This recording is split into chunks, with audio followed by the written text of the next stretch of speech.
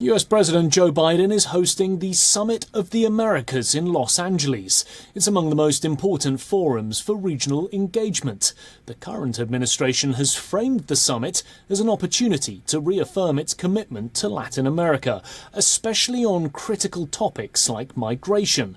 But criticism is being levelled at the summit for a seemingly thin agenda. Meanwhile, thousands of migrants are on the move in Mexico. A caravan of between 4,000 to 5,000 migrants is headed towards the United States.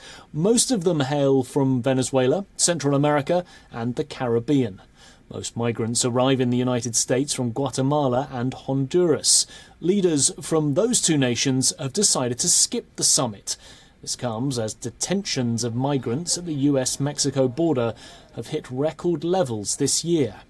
US Vice President Kamala Harris has touted a $3.2 billion investment plan. The corporate pledges will address some of the economic factors driving migration from Central America. This billion-dollar investment will have a direct impact on sectors like agriculture, textiles and banking services.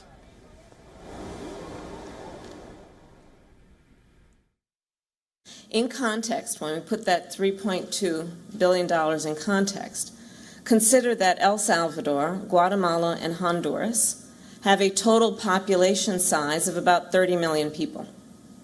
A $3.2 billion investment will then have a direct impact on the quality of life for people throughout that region. The summit saw a rocky start, though, after it faced jeers from Latin American leaders. The reason was a pared-back invitation list. Washington has excluded 3 countries: Cuba, Nicaragua and Venezuela. For the exclusion, the White House cited reservations regarding the lack of democratic space and the human rights situations. In response, Mexican President López Obrador has decided to boycott the summit, while in Havana, the Cuban government issued a statement calling its exclusion anti-democratic and arbitrary. Pues ya está ahí nuestra posición. Nosotros defendemos que no debe haber exclusión de ningún país, que ningún país tiene derecho a decirle a otro cómo gobernarse. Y que la base para una nueva etapa en América, en las Américas, es el respeto mutuo. Es lo que nosotros sostenemos y vamos a defender. Following in Mexico's footsteps, key nations in Central America are dispatching only lower-level delegates instead of heads of state. Critics say this is a sign that the US is failing to garner support in its own backyard.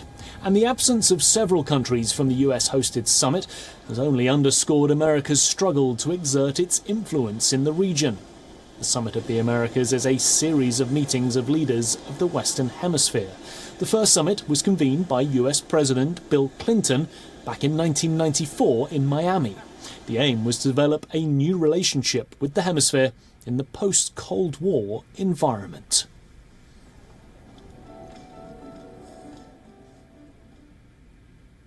Well, for more on this, let's go across to our correspondent Susan Turani, who's joining us live in New York City.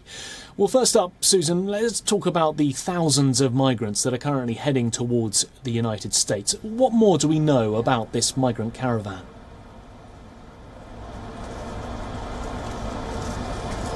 Right, a caravan that's heading in the United States, really a 10,000 strong caravan, mostly women and children, and we're told that the majority of this caravan is coming from the country of Venezuela, as this Summit of America is underway, led by the United States in Los Angeles, California. Despite the fact that the Biden administration had tried to sort of backtrack and not talk about this migrant crisis along the southern border, we really see this caravan front and center, and it's really no coincidence that it's happening as, you know, this Summit of America is happening not only really so close to the southern border, but as the so-called border czar, Kamala Harris, is also in California and has even failed to visit the southern border.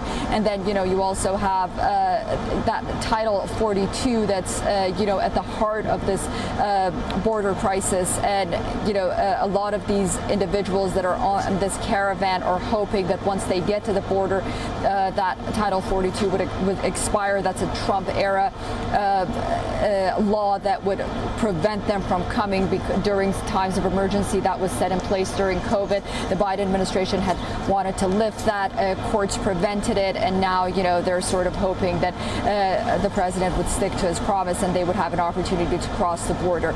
But definitely an immigration crisis for the president. Indeed, I do want to mention that the Homeland Security did issue a warning just yesterday saying that there is a security threats, external and internal, and one of those security threats is regarding the southern border in the coming months. And Susan, as we heard, quite a few of the countries have snubbed the summit. Is there a chance that this could become an embarrassing flop for President Biden?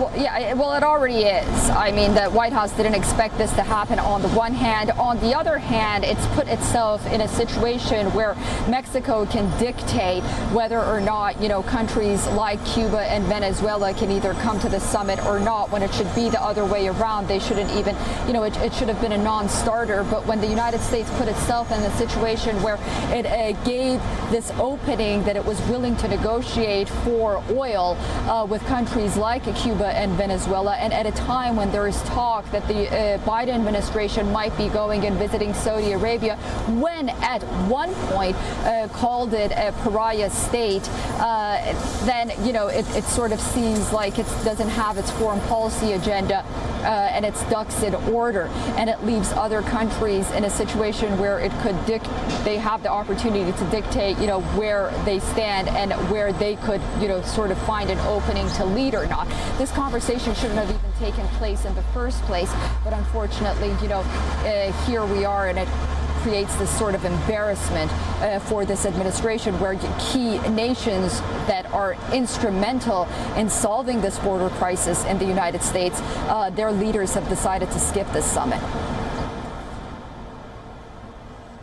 Thank you, Susan. That was Susan Tarani joining us live from New York City.